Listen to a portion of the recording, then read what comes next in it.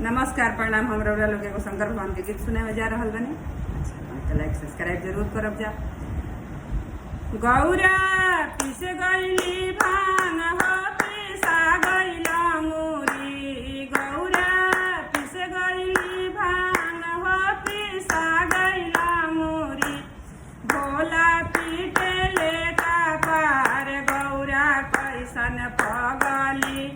भोला पीटे ले का पार गौरा कैसन पगली।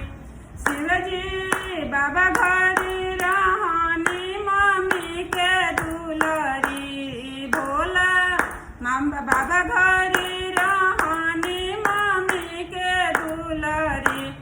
शिवजी रौरा घरे आई के हो गईनी पगली।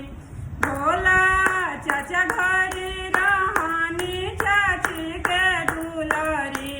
शिवजी रौरा घरे आई के बननी पगली। शिवजी रौरा